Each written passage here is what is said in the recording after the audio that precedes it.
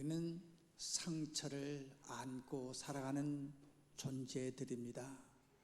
마치 와이셔츠를 깨끗하게 입는다고 하지만은 2, 3일만 입으면은 때 때문에 또는 먼지 때문에 더 이상 입을 수 없듯이 우리가 이 땅의 발바닥으로 땅을 밟고 사는 인생은 다 상처를 안고 살아가는 인생들입니다. 누가 꼭 뭘 잘못해서 상처가 아니라 우리 모두는 그러한 요소가 있어요. 수험생의 부모들은 누가 수시에 합격했다, 누가 좋은 대학에 합격했다 하면은 같이 시험을 준비했던 학부모로서, 같은 학생으로서 박수를 치고 좋아해야 되겠지만은 아닙니다. 상처가 됩니다. 뚱뚱한 사람은 먹어도 살도 안 찌고 예쁜 사람 보면은 참 나도 닮고 싶다 생각해야 되는데 왠지 실컷 먹어도 살도 안 찌고 또 예쁘기도 하고 그러면 뚱뚱한 여자들은 그 옆에 서 있는 것만으로도 상처가 된다고 합니다. 이건 성도들 뿐만 아닙니다. 목사의 세계도 마찬가지입니다. 개척하며 힘들게 사는 목사들은 큰 교회 목사가 옆에 있으면 상처가 되고, 거기다가 우리 교회가 이렇게 성장한다고 하는 말 들으면 기뻐하고 박수치면서 좋아해야 될 텐데 상처가 됩니다. 내 친구의 남편이 승진했다고 한다면 친구로서 같이 기뻐해 줘야 되는데 그날 밤 잠자는 남편 보면은 왠지 상처가 됩니다. 거친 말, 비난하는 말 한마디에 상처가 되기도 하고, 심지어 지하층에 사시는 분들은 당신 몇 층에 사시오 하고 묻는 순간 상처가 됐고, 월세를 사는 사람은 아이고 전세감 올려달라고 주인이 그런다고 걱정하는 말에 스스로 누가 뭐라고 한 것도 아닌데 내가 월세 사는 그 현장 때문에 상처가 되기도 합니다. 이런 것은 환경에서뿐만 오는 것이 아니라 가정에서도 옵니다. 아내가 남편에게 상처를 주기도 합니다. 쉽게 말하면 남편이 아내한테 상처를 받기도 합니다. 수십 년 동안 살았다고 해서 아무렇게나 말했는데, 또 거칠게 말을 했는데, 그래서 그 상처가 아물기도 전에 또 상처가 생기고 상처가 생깁니다. 남편은 아내의 말 한마디에 마치 문창호처럼 쉽게 잘 찢어지기도 합니다.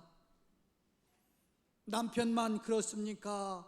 아내도 마찬가지입니다. 남편도 원수처럼 아내에게 상처를 주기도 합니다. 사자와 곰같이 갈기갈기 아내를 찢습니다. 부부가 이런 건가 회의가 생기기도 합니다. 전신에서 피가 나고 고름이 나기도 합니다. 아내의 마음은 비닐 같아서 날카로운 것에 찢어지고 약한 불에도 삽시간에 타버리고 맙니다. 부부간만 아닙니다. 부모와 자식 간에도 상처가 있습니다. 인간적으로 모욕하는, 장성한 자녀에게도 성인으로 인정해 주지 아니하는 내 부모 앞에서 상처를 안고 살아가는 자녀들이 있기도 합니다. 오늘 그 위대했던 다윗, 이 사람에게도 역시 인간에게 상처가 있었습니다. 내 하나님이여 내 하나님이여 어찌하여 나를 버리셨나이까라고 오늘 본문은 시작합니다. 다윗이 어느 사건에 직면했는지는 분명히 알 수 없으나 희망은 모두가 사라지고 하나님께 비탄의 호수를 올릴 수밖에 없었던 사면 초가의 위기에 놓여있던 어떤 환경이 있었는지, 아니 스스로 어떤 환경이 아니라 마음의 약함 때문에 상처가 있었는지는 모르겠습니다만, 오늘 본문은 하나님 어찌하여 나를 버리셨나이까라고 자기의 마음의 상처에 대해서 몸을 떨며 울부짖는 고통 속에서 부르짖고 있습니다. 우리 예수님 십자가의 고통을 견딜 수가 없을 때에 엘리 엘리 라박 사박다니 나의 하나님 어찌하여 나를 버리셨나이까라고 부르짖었습니다. 예수님은 깨끗한 삶을 사시고 의롭고 진실한 삶을 사셨습니다. 남을 돕고 사랑하고 침식을 잊으실 정도로 가난하고 병들고 버림받은 사람들을 위하여 모든 것을 다 주셨습니다. 결국은 자신의 목숨까지 인류를 대속할 희생제물로 내놓으셨습니다. 피 한 방울 물 한 방울 남기지 않고 다 쏟으셨습니다. 그러신 주님도 엘리 엘리 라박 사박다니 나의 하나님 어찌하여 나를 버리셨나이까, 이 상처가 있었습니다. 사랑하는 성도 여러분, 여러분들이 많이 배웠던 적게 배웠던, 또한 많이 가졌던 적게 가졌던, 우리는 약한 존재이기에 다 상처가 있을 수 있습니다. 중요한 것은 이 상처 앞에서 나는 상처가 없다고 하는 것이 아니라 나도 상처받을 수 있고 남도 상처가 있을 수 있는데, 이 상처 앞에서 내가 어떻게 그것을 대응할 것이냐 하는 겁니다. 우리 주님은 그 아픈 상처 앞에서 하나님 나의 뜻대로 하지 마옵시고 아버지의 뜻대로 하옵소서 하면서 하나님을 바라보았습니다. 오늘 본문에서 보면 내 하나님이여 어찌 나를 버리셨나이까, 어찌 나를 멀리하여 돕지 아니하시오며 내 신음소리를 듣지 아니하시나이까. 내 하나님이여 내가 낮에도 부르짖고 밤에도 잠잠하지 아니하오나 응답하지 아니하시나이다 라고 그의 심정을 토로하고 있습니다. 신음하며 죽어가고 있건만 하나님은 대답이 없습니다. 낮에도 기도했고 밤에도 부르짖었건만 하나님의 응답은 없습니다. 그래서 다윗은 상처의 마음을 가지고 절망 가운데서 하나님 앞에 부르짖습니다. 하나님 어찌하여 나를 버리시나이까. 여기에 계십니다마는 며칠 전에 어느 병원에 갔었습니다. 부모님인데 열심히 신앙생활 잘하시는 권사님이신데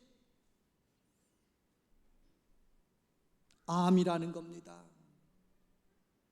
자녀는 이렇게 부탁을 하더군요. 내 어머니가 지금 정확한 건 모르는데 수술하면은 항암 치료를 받지 않고 나을 수 있었으면 좋겠노라고.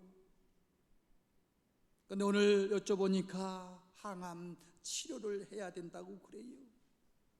하나님, 내가 주님 위해서 기도도 했고 내가 시간 바쳐 하나님 앞에 충성도 다 했는데 어찌하여 내게 암덩어리를 갖다 주십니까?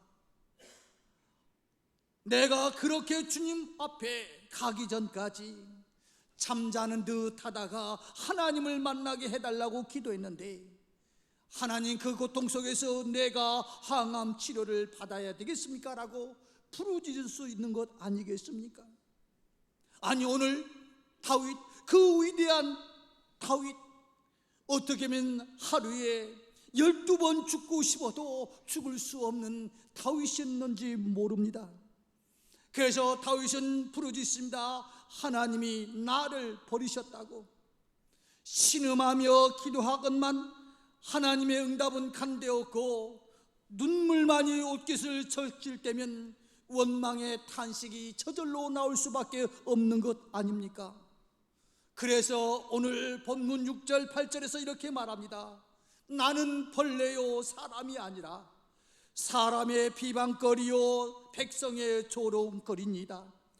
나를 보는 자는 다 나를 비웃으며 입술로 삐죽거리며 머리를 흔들며 말하되 그가 하나님께 의탁하니 구원하실 걸, 그를 기뻐하시니 건지실 걸 하나이다. 지금 다윗이 마음에 상처가 있는 것이 이거예요. 내가 하나님의 뜻대로 살고 내가 기도했다고 한다면은 사람들이 나를 존경해야 될 텐데, 사람들이 나에게 박수를 쳐줘야 될 텐데, 사람들은 이렇게 보는 거요. 나를 벌레로 본다는 겁니다. 사람들이 비방하고 조롱한다는 겁니다. 마치 예수님이 십자가에 돌아가실 때 왼쪽에 있는 강도가 이렇게 말하지 않았던가요? 내가 하나님의 아들이냐, 내가 모든 것을 할 수 있다고 한다면 너도 좀 살고 나도 좀 살자, 너도 십자가에서 나오고 나도 십자가에서 내려갈 수 있도록 하자고 비아냥거렸듯이, 내가 그렇게 하나님을 잘 섬긴다면은 하나님이 너를 구원할 걸 하면서 삐죽삐죽 거리면서 조롱합니다. 이런 모습을 보니 나는 사람 같지도 않은 것 같아요. 그래서 나는 벌레라고, 사람들의 비방거리라고 마음의 상처를 가지고 하나님 하나님 어찌하여 나를 버리셨나이까라고 외치고 있는 거예요.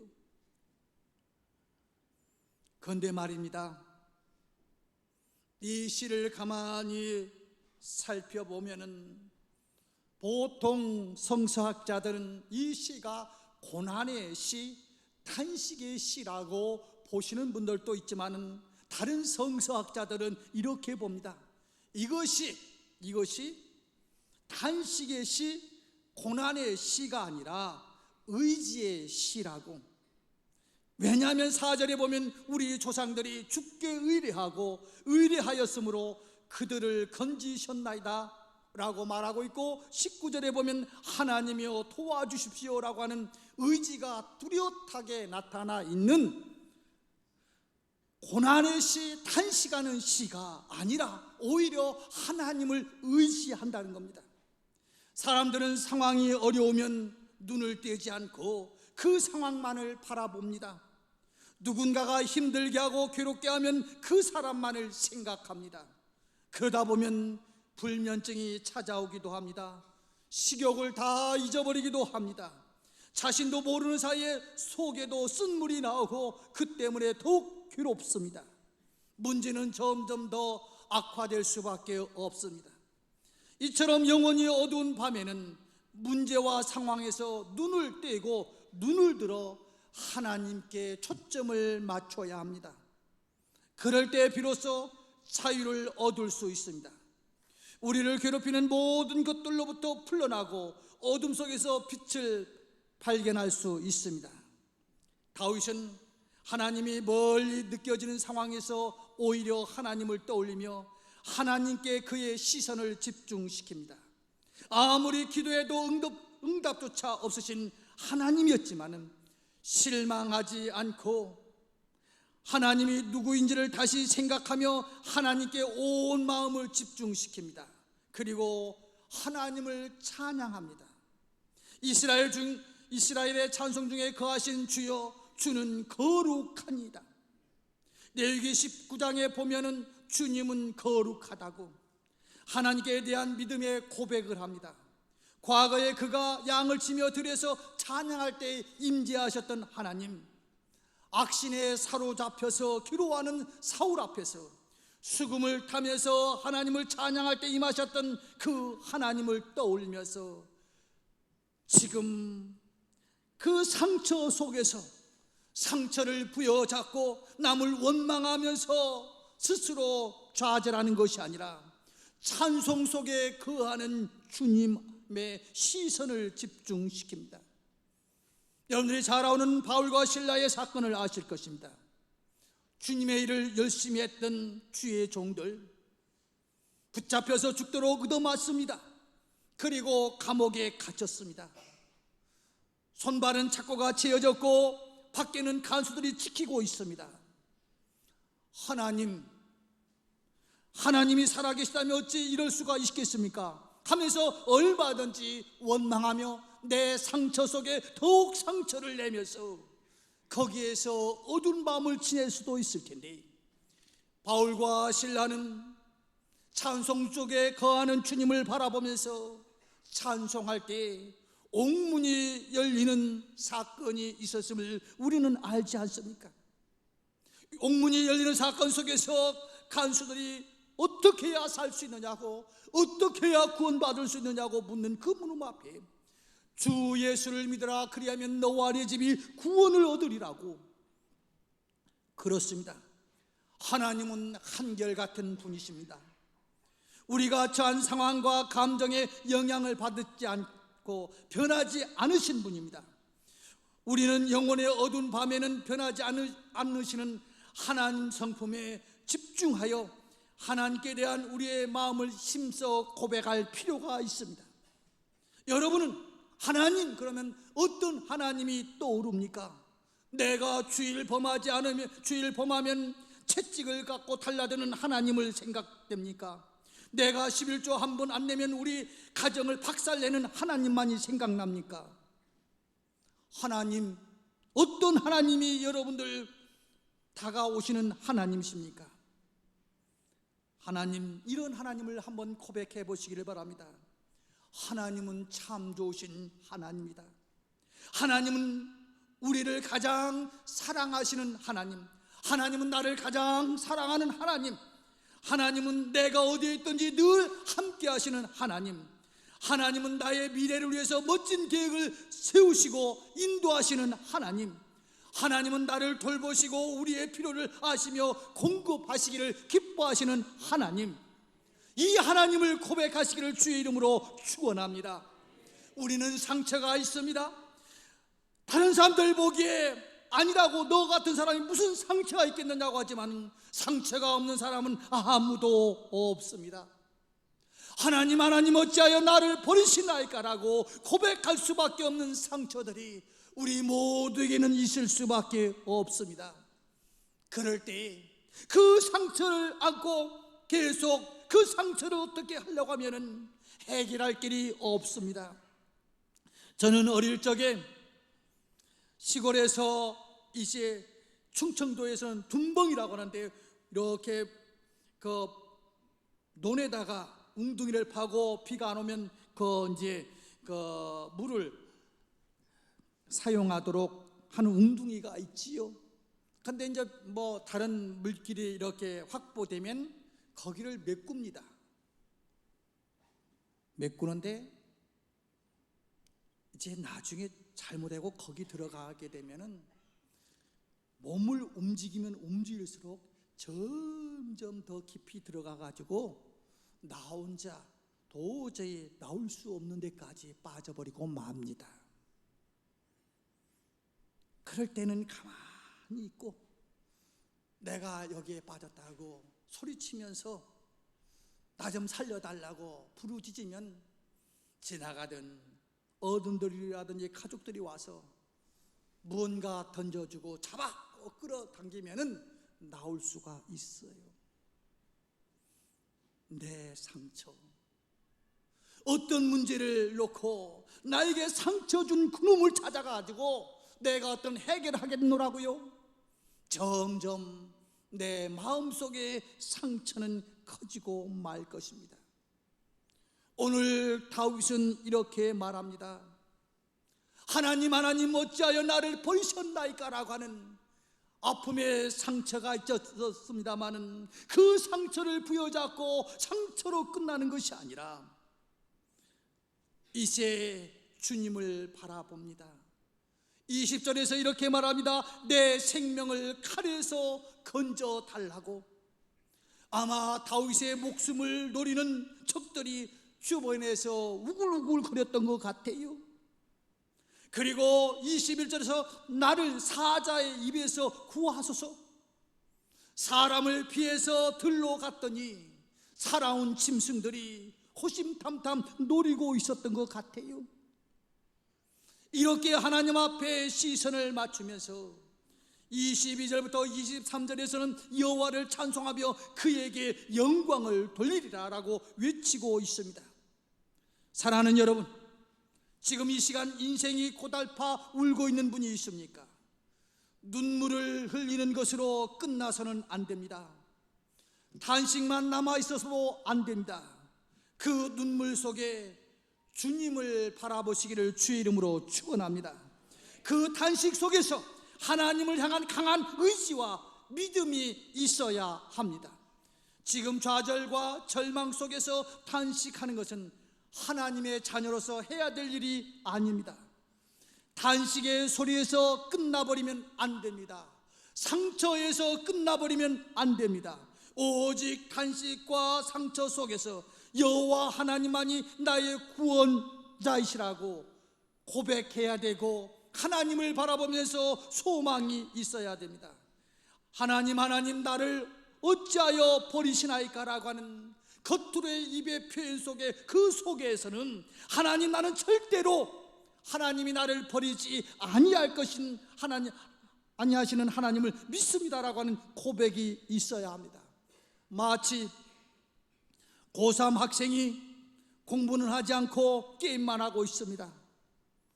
그래서 아이가 빨리 게임을 끝이도록 하기 위해서 그 아이 앞에 물에서 그저 왔다 갔다, 부모가 왔다 갔다 하면 게임을 끝내고 공부할 줄 알고 이렇게 해보기도 저렇게 해보기도 하고, 또 그 게임을 멈추지 못하는 자녀를 바라보면서 간식을 주면서 이제 부모가 왔다 가면 이제 새로운 마음을 가지고 공부하겠지. 그래도 이놈은 과일 가지고 오는 엄마 앞에서 놓고 가, 그러고서는 계속 게임을 합니다. 참다 못해서 엄마는 한마디 합니다. 야 이년아, 그러려면 죽어버려. 이게 저 한강다리에 가서 죽으라는 약입니까? 약방에 가서 약을 먹고 죽으라는 얘기입니까? 절대로 그게 아니지 않습니까? 공부 열심히 하라고 하는 약이 아니겠습니까? 오늘 다윗이 외치고 있는 것이 그겁니다. 하나님이 버리셨다고 하는 것을 강조하는 것이 아니라, 하나님 저 좀 살려주세요. 사람으로부터, 짐승으로부터 저를 살려주십시오. 아직은 이렇게 어렵고 힘들지만 그럼에도 불구하고 나는 주님을 찬양하겠노라고 고백하고 있습니다.